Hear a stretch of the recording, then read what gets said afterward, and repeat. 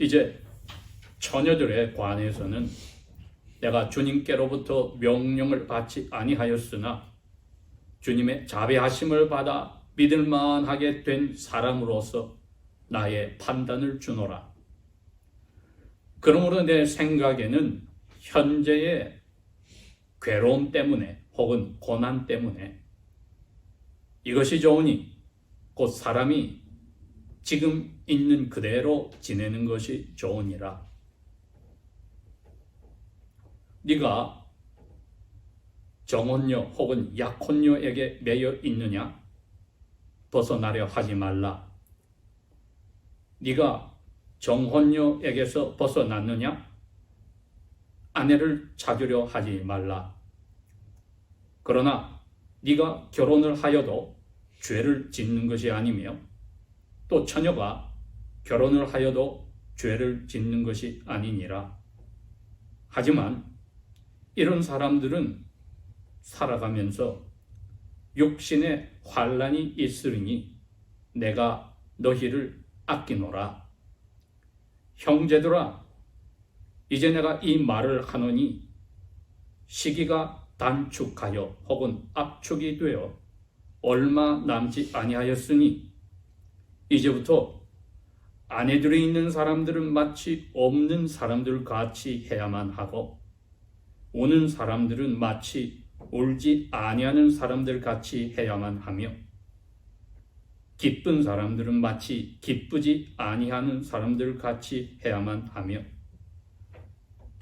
물건을 사는 사람들은 마치 그것을 가지지 아니하는 사람들 같이 해야만 하며 세상을 사용하는 사람들은 마치 그것들을 온전히 다 쓰지 아니하는 사람들 같이 해야만 하느니라.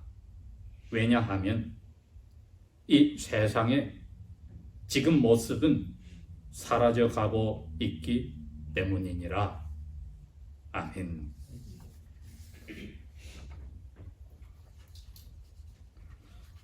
저희들이 100여 년 전에 자기가 섬기던 교회 교인들을 위해서 매일 개인 경건 시간과 가족 예배 시간에 하루에 넉 장 성경을 읽도록 성경 스케줄을 만들어서 그 목양하는 교인들에게 배포한 것이 100여 년이 지난 동안에 많은 전 세계 장로교인들과 개혁교회 사람들의 마음에 감동이 되어서 그 계획에 따라서 매일 성경 읽기를 저희들도 한지 제법 되었습니다. 그러니 지난 주중에도 저희들이 최소한 28장 이상의 성경들을 읽었는데 그 중에 하나가 고린도전서 7장입니다. 특별히 오늘 25절에서 31절의 말씀은 지난 2월에 제가 25절에서 35절까지 전체를 가지고 먼저 한번 말씀을 전한 바가 있습니다. 오늘은 좀 더 구체적으로 25절에서 31절에 있는 말씀으로 생각을 하려 합니다. 하나님께서 은혜를 주신다면 저희들이 해마다 이 성경 라버트 맥신 목사님의 성경 읽기 표에 따라 읽을 때에 새 첫 주일이나 1월 1일 혹은 부활절과 추수감사절과 성탄절 외에도 한두 번은 제가 같은 설교 본문을 가지고 또 내용이 바뀌어서 하나님 앞에서 여러분에게 전하려고 합니다. 그렇게 해서 여러분의 마음속에 가장 귀중한 모든 진리들 중에서도 저희들이 붙잡고 새기고 날마다 살아야 할 원리로서의 본문들을 꾸준히 주님께서 은혜를 주시고 기회를 주실 때마다 제가 전파하려고 합니다. 그래서 오늘도 2월에 전했던 말씀의 본문을 조금 줄여서 이 말씀을 전하게 됐습니다. 제목은 우리의 모든 삶의 영역에서 근본적으로 종말적인 관점을, 시각을 가져야만 한다. 이걸 벗어나면은 우리는 바람에 불려가는 갈대처럼 이 세상의 풍조에, 패션에 맞춰서 흔들리게 되어 있습니다. 하나님의 말씀의 원리가 수천 년이 지나는 동안 그 시대와 때의 풍조에 따라서 흔들리지 않고 그 당시에 하나님의 성도들에게 적용할 수 있었던 이유가 바로 변하지 않는 원리를 믿고 붙들었기 때문입니다. 우리가 남은 저희들의 일생을 주님이 부르실 때까지 혹은 주님이 저희들을 만나러 살아있을 때 오실 때까지 붙들어야 될 우리의 생활관입니다. 그리고 그리스도인의 생활 철학이라고 하겠습니다. 삶의 모든 영역에서 아주 근본적으로 이게 파운데이셔널이 되겠습니다. 그리고 레디컬해야 합니다. 급진적입니다. 예수님께서 그렇게 사셨으니까 무엇을 보는 눈을 가져야 되는데 그게 우리의 철학관입니다. 신앙관입니다. 종말적인 시각으로 보아야 합니다. End time, eschatological. 그 말은 마지막에서 보는 겁니다. 하나님께서 역사를 그렇게 보십니다. 창조하실 때 이 세상의 인류의 역사를 끝날 것까지 다 계획하시고 창조를 하셨기 때문에 하나님의 섭리는 우리에게 이 세상의 마지막의 관점에서 우리의 삶을 태어날 때부터 불러가실 때까지 역사하십니다. 무엇을 위해? 아들 예수 그리스도를 닮아가게 역사하십니다. 그리고 오늘 저희들은 지난 2주에 걸쳐서 공부했던 연장성에서 이제 날마다 그리스도의 삶을 살아나갈 때에 우리의 머릿속에 가진 개개인의 신앙관이 그리고 그리스도인의 역사관이 무엇인지 종말론적 입장에서 시각에서 보아야 한다고 결정을 내려야 합니다. 그 입장에서 현재 어젯밤에 잠들 때까지 혹은 오늘 아침 예배하러 올 때까지 세상에서 살 때 부대꼈던 저희들의 마음을 잡고 있는 무엇이 있다면 그것을 그 관점으로 조명을 해 보아야만 합니다. 그렇지 않으면 찬송도 사라지고 감사도 사라지고 인내도 약해져서 사라져버려서 주님께서 경고하신 인자가 세상에 다시 올 때 견디는 그 믿음을 내가 보겠느냐 하는 비참한 자리에 들어가게 됩니다. 예수님 자신이 부활하셔서 하나님 보좌의 우편에 앉으실 그 미래를 자신의 인생의 마지막의 관점에서 쳐다보고 사람들의 던져주는 수치와 모욕과 십자가장의 그 고통까지 견디셨다고, 순종으로 견디셨다고 했으니 그리스도인의 제자, 그를 따라가는 저희들도 그러한 종말적인 관점에서 시각으로 우리의 삶의 날마다 일어나는 것들과 현재와 장래를 허락하시면 장래 계획을 맞추고 이행해야 합니다. 7장 전체는 1절에 그랬습니다. 너희들이 나에게 던진 그 질문에 대해서 내가 6장에도 이야기했지만 계속 이야기하겠다. 이렇게 해서 특별히 결혼에 대해서 이야기를 하겠다고 했습니다. 왜? 이방인의 종교들 중에도 심지어 인도에서 시작되어 중국으로 가서 우리 한국에 들어온 불교도 그렇습니다. 참된 신의 자리로 우리가 우주의 일부분으로 합쳐지기 위해서는 나 외에는 다른 모든 관계를 끊어버리고 나와 신과의 관계만 있어야 된다. 그래서 출가다. 결혼한 사람은 가정을 저버리고 떠나버립니다. 또 가정을 가지지 않았던 사람은 영혼을 가지지 않습니다. 이방인들이 이 1세기에 고린도 교회 편지를 보낼 때에도 문화는 그릭 문화였습니다. 정치는 로마 제국의 정치였습니다. 독신으로 사는 것이 중요하고 고상하다고 하는 그러한 이방의 사상들이 있었습니다. 그렇게 고린도 교회 사람들 사이에서도 그리스도인이 되고 보니까 가정생활이 너무 힘들어졌다. 그러니 그리스도인들이 결혼하는 게 좋은 거냐? 는 질문이 나오게 된 것입니다.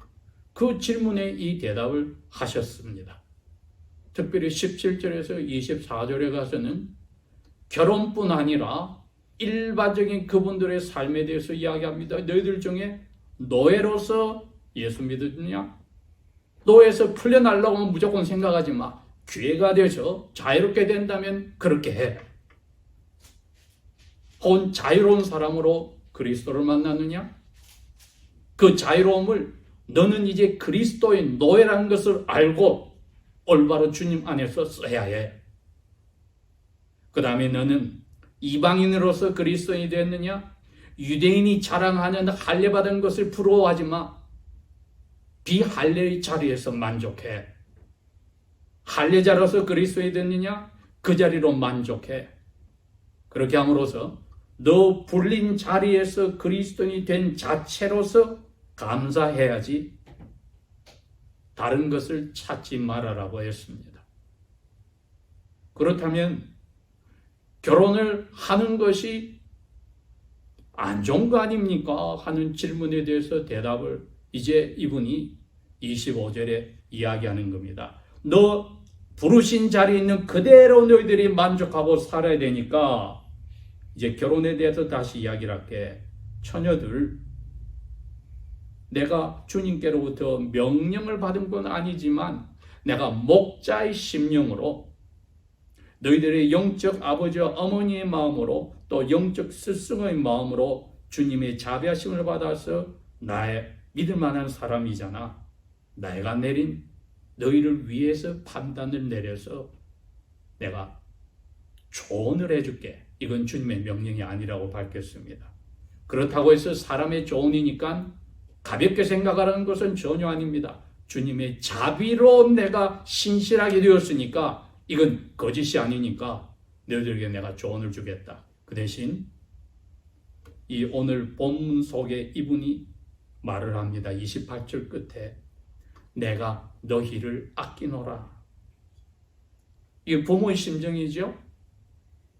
젊은 사람들은 못된 심정으로 꼰대라고 듣기 싫어하지만은 꼰대의 심정입니다. 이게 내가 너희들이 어려운 자리에 들어가는 것을 내가 방지하고자, 이게 하나님 아버지의 마음이기도 합니다. 구약시대 이스라엘과 유다에게 말씀하실 때도 사도 바울이 그 마음으로 내가 너희를 아끼기 때문에 아직 결혼하지 않은 처녀들 혹은 총각들에게 내가 내 조언을 줄게. 결혼을 하는 것이 잘못이다. 혹은 하지 않는 것이 좋은 것이다. 도덕적으로 좋다, 나쁘다를 이야기하는 게 아니야. 결혼을 하든 독신으로 있든 너 부르신 그 자리에서 하나님 앞에 사는 올바른 자세가 제일 유익되니까 내가 너희들에게 말을 할게. 결혼을 하면은 하는 대로 어떤 문제가 있는지, 하지 않으면 또 어떠한 유익이 있는지, 너희들에게 어떻게 하든지 도움이 돼, 유익이 돼서 사는 동안에 예수 그리스도를 닮아가는 삶, 하나님이 기뻐하시는 삶을 사는 거기에 초점이 있어야 돼. 그렇게 해서 도덕적으로 잘했다, 잘못했다는 판단이 아니라고, 그런 명령이 아니라고 분명히 밝혔습니다. 그러니 이렇게 되면은 기독교의 제일 큰 1000년이 지난 동안 제일 큰 이단인 로만 캐톨릭이 여기 딱 걸려버립니다. 수녀와 수도승들이 뭐라고 합니까? 자기들이 결혼 주례를 해주면서도 속으로는 뭐예요? 너희들은 하나님 앞에서 그렇게 좋은 자리로 지금 가는 게 아니야. 도덕적으로 우리가 우월해. 여러분, 이게 은근히 개혁이나 장로교 교단에도 슬그머니 들어옵니다. 성교를 하는 사람들 중에 독신들이 많습니다. 이분들 은근히 그것을 또 과시합니다. 또 세상의 풍조에 끌려가는 장로교와 개혁교회 일반 성도들은 또 거꾸로 그렇게 생각합니다. 독신으로 있는 사람을 또 세컨드 클래스 2등 시민처럼 또 얕봅니다. 그래서 결혼한 사람들은 결혼한 사람대로 자부심을 느끼고 교만하고, 결혼하지 않은 사람은 아는 셈대로 자부심을 느끼고, 또 가정을 꾸린 사람들은 독신의 사람들을 은근히 무슨 문제가 있는 사람처럼 생각하는 이러한 혼동 속의 21세기의 교회를 저희들이 맞이합니다. 아마도 한국 땅의 교회들은 독신의 사람들을 그렇게 아름다운 눈길로 보지 않을 것 같습니다. 답답한 것은 그 양쪽 다가 오늘 고린도전서 7장에서 고린도 교회에 있는 아직까지 결혼에 얽매이지 않은 분들에게 목자의 심령으로, 하나님 아버지의 심령으로 너희들에게 가장 유익되게 하려고 내가 이 조언을 한다고 하는 말씀에 귀를 기울이지 않은 거지요. 저희들 오늘 이걸 귀를 기울여야 합니다. 그래야 결혼한 신분이 있든지, 결혼을 생각하든지, 결혼에 관심이 없는 모두에게 하나님께서 종말론적인 입장에서 너의 삶을 그리스도를 닮아가는 데 최선을 다하게 허락하신 것, 기쁨으로 받아들이는 것입니다. 왜 종말론적인 시각을 가져야 되고 이러한 조언에 귀를 기울여야 되는지, 이분이 세 가지 이유를 들어서 내 말에 귀를 기울여 너희들의 영육의 신앙생활에 가장 유익이 되었으면 좋겠다 했습니다. 현재 괴로움 때문이다. 이 현재는 주님이 하늘로 승천하시고 오순절에 성령님이 오신 때부터입니다. 이게 현재입니다. 2000년 동안 살아있던 every generation, 그 세대마다 살아있을 때 그분들에게는 다 이 말씀을 읽을 때 그게 우리에게 현재로 다가옵니다. 사도 바울이 살았을 때 1세기 중반의 그 현재는 로마 제국이 다스릴 때고 이방인의 그리스 문화가 유럽을 휩쓸고 있을 때에 가장 소수 중에 소수의 무리인 도를 따르는 그리스도인들은 사도 바울이 이미 예언하였던 대로 디모데후서 3장 12절에 말했던 대로 누구든지 그리스도 예수 안에서 하나님을 닮아가려는 자는, 경건하게 살려는 자는 핍박들을 받으리라. 그겁니다, 여러분. 이 어려움이 우리에게 육체적으로, 정신적으로, 물질적으로 혹은 인간관계에서 다가오니 이 괴로움이 항상 있는데 거기에 결혼이란 걸 해서 더 괴로운 것을 더 얹어서 너희들이 살아야 되는 것을 보니 내가 너희들의 스페어, 유익을 위해서 내가 있는 지금 그 자리에서 너 예수 믿었던 그 자리에서 그대로 살기를 내가 권면한다. 그래서 사람이 그대로 지내는 것이 좋다고 이분이 말했습니다. 그리고 27절에 가서는 구체적으로 아직 결혼하지 않았으나 제가 번역을 정혼녀, 비트로디 혹은 약혼녀라고 했습니다. 아무래도 남성들이 대상이었기 때문에 그렇게 썼지만은 남성, 여성 모두에게 이야기하는 겁니다. 너가 약혼녀에게 매여 있느냐? 결혼을 생각해서 약속하지 않은 사람이 있느냐? 내 이 권면을 듣고 그러면 나는 괴로움이 생기니까 결혼하지 말아야지, 하지 말아라. 그런데 너가 약혼을 했었거나 정혼을 했다가 거기서 파혼이 되었느냐? 그러면 다시 결혼하려고 찾으려 하지 말아라. 그러니 도덕적으로 양쪽 다가 문제가 없다는 겁니다. 약혼하고 결혼을 해도 문제가 없고 약혼이 파혼돼서 결혼 안 해도 문제가 없다. 도덕적으로 문제가 없고 너희들에게 어느 정도 스피리추얼이 더 너희들이 고통을 덜 받느냐 고통을 더 받느냐 그 차이를 내가 부모의 심정으로 너희들이 덜 받기를 원하니까 이 조언을 준다는 것입니다.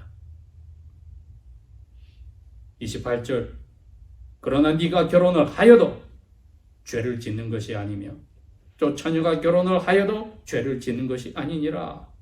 그러니까 이것은 죄를 지었다, 잘못했다, 잘했다의 관계가 아니라고 했습니다. 세 가지 중에 첫 번째는 이러한 주님이 오실 때까지 항상 살아있을 때 그리스도인으로 살기 때문에 따라오는 괴로움 때문에 결혼이라는 것을 통해서 괴로움을 더할 필요까지 있느냐. 두 번째는 29절 중간에 그랬습니다.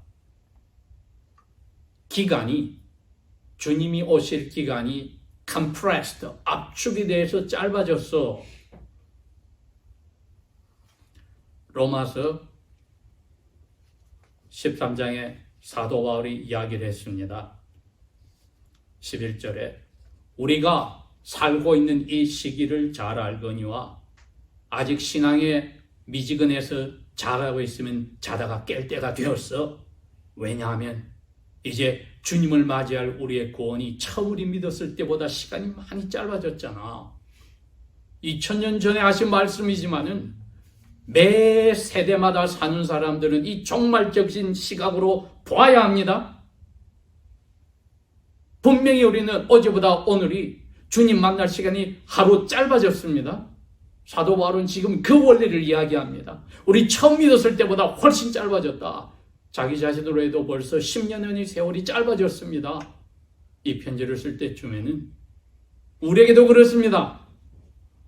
이게 두 번째 이유로 내가 너희들에게 결혼하지 않고 생각하는 너희들에게 이 메시지를 권면해주며 이미 결혼한 사람들에게도 이 권면을 준다고 했습니다.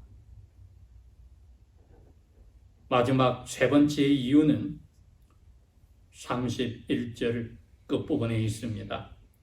너희들이 사는 이 세상은 계속 진행되는 게 아니야. passing by, 휙 지나가. 트랜지토리, 그냥 스쳐 지나가기 때문에 마치 가정생활, 결혼이 전부인 것처럼 착각하지 마. 여러분, 주님께서 사두개인들에게 분명히 꾸짖고 성경을 올바로 가르쳐 주셨습니다. 너희들은 성경도 몰라, 부활도 몰라. 부활 후에는 어떻게 됩니까? 우리가 천사처럼 됩니다. 결혼이 사라집니다. 부부관계가 없어집니다. 그리스도를 큰형님, 큰오빠로 아버지 하나님을 모시고 전체 하나의 가족이 되어버리기 때문에 죽는 순간에 살아있는 나머지 혹은 죽은 그 사람은 세상에서 가졌던 모든 인간관계가 사라져버린다는 단순한 사실을 저희들이 망각하니까 특별히 사랑에 빠진 젊은이들이나 부부, 신혼부부나 가족을 가지고 자녀들을 가진 부모가 자녀가 전부고 남편이 아내가 전부고 사랑하는 남자 여자가 전부라고 착각하는 겁니다. 여러분, 살아있는 동안에만 중요한 것입니다. 그게 죽는 순간에 끝나버립니다. 우리가 하늘에 가서 우리 부모님 찾아가서 같이 좌우되어 삽니까? 아닙니다. 그건 하나님 아버지를 모독하는 일입니다. 모두가 그리스도 안에서 형제자매로 한 가족을 이루어버리는 자리로 가는 것입니다. 이방인들의 그 풍습을 잡아 넣어서 그리스도의 이 귀한 부활 후의 삶을 저희들이 뒤집어서는 안 됩니다. 비틀어도 안 됩니다. 그러니 이 세상이 지나가는 시간이 짧다. 그러니까 사는 동안에 있는 이 무엇 때문에 너희들이 고통을 더하는 이런 불이익을 당하는 일을 내가 막아주고 싶다. 그 이야기죠. 그러면서 이분이 구체적으로 이제 이야기를 5가지를 구체적인 삶에서 이 원리를 어떻게 적용해야 할지, 주님이 오신 날 부활 후에 완전한 영광체로의 삶을 사는 것을 생각하고 이제 현재 우리의 주어진 그 삶, 어떻게 목록을 나누어서 적용해야 될지 설명을 하는데, 29절 후반부가 뭐라고 되어 있습니까? 결혼한 분들에게 이야기합니다. 이건 아내에게도 마찬가지로 적용합니다. 남성 중심으로 썼으니까 아내들이 있는 사람들은 마치 없는 사람들 같이 해야만 하고, 이건 부활 후에 하나님 나라에서 삶입니다. 그게 아내가 없어요. 그때는 정당하게 그리스도 안에서 재혼, 삼혼, 사혼을 한 분이, 다 경건한 분들이 하늘에 가서 그러면은 그분이 전 남편 4사람을 나눠서 다 남편이라 부릅니까? 상상도 안 되는 일입니다. 세상에 사는 동안에 있는 게 결혼제도입니다. 그러니 마치 없는 사람들 같이 해야만 하는 첫 번째 목록입니다. 그래야 부부의 삶 속에 여러 가지 일들로 우리가 영적으로, 정신적으로, 육체적으로 모든 면에서 힘들어질 때, 아니야, 내가 이 선물을 하나님 앞에 이 남편을, 아내를 감사히 받았으니 세상 사는 동안에 이것이 우리의 관계의 전부니 내가 감사함으로 살아야 돼 함으로써 불평, 불만을 멀리하고 종말론적 관점에서 현재 나의 이 고통이, 어려움이 겪는 것을 하나님 앞에 그대로 감수할 수 있는 자세가 된다는 것입니다. 그러니 거기에 너무 몰입하는 것은 하나님 앞에 아름다운 귀한 경건한 삶의 모습이 아니란 것이죠. 두 번째와 세 번째도 그 가족과 관계되어지는 것입니다. 우는 사람들은 마치 울지 아니하는 사람들 같이 해야만 한다. 사랑하는 가족이, 특별히 아내나 남편과 사별하는, 죽어버릴 때 울음이 오는 거죠. 그러나 이제 죽는 순간에는 아름다운 기억은 남아있더라도 더 이상 관계는 없다는 것입니다. 그러니 성경은 사별한 사람은 재혼할 것에 전혀 문제가 없다는 이유가 그겁니다. 울지 아니하는 사람같이 해야만 한다. 여러분, 존이라고 있는데 거기에 쓴 동사들은 of necessity, 해야만 한다고 되어 있습니다. 할 수도 있다, 해도 좋다가 아니라 해야만 한다. 기쁜 사람들은 마치 기쁘지 않은 사람들 같이 해야만 한다. 결혼의 기쁨도 있고, 자녀를 선물 받은 기쁨도 있고, 자녀들이 성장한 기쁨도 있고, 졸업의 기쁨, 입학의 기쁨, 취업의 기쁨, 또 그들이 결혼한 기쁨, 모든 것이 종말론적인 시각에서 그 한계 안에서만 봐야지. 안 그러면 그 순간에, 그게 몰입하는 순간에 주님이 두 번째로 밀려나는 불경건한 자리에 들어갈 수 있으니 마치 기쁘지 아니하는 사람들 같이 해야만 한다는 평정심, 항상성을 유지를 해야만 종말적인 시각이 중심의 토대로 남아있는 겁니다, 여러분. 그리고 나머지 2개는 우리 가정과 가족 외에 이 세상에 사는 동안의 나머지 부분입니다. 30절 후반부에 물건이나 무형이나 유형의 물건을 사는 사람들은, 동산, 부동산을 사는 사람들은 그것을 마치 내가 가지지 아니하는 사람들 같이 해야만 한다.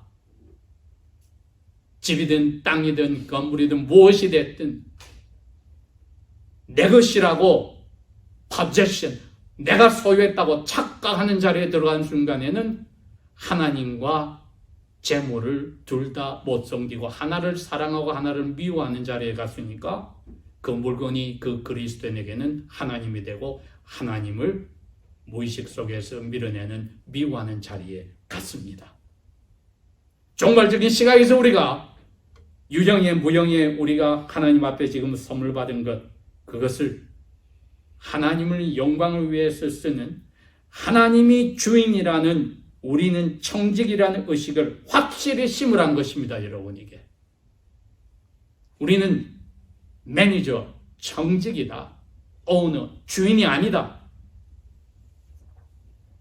그러니 더욱더 주인의 것을, 내 것을 더 하듯이 더 아껴야 되고 더 조심스럽게 주인의 뜻에 맞춰서 써야 되지 않겠습니까? 그리고 31절에는 마지막 5번째 목록입니다. 이제 이 세상, 사도 요한은 좀 더 이걸 구체적으로 말을 해놓았지요. 2장 15절에서 17절에, 요한 1서 2장 15절에서 17절에 표현이 되어 있습니다.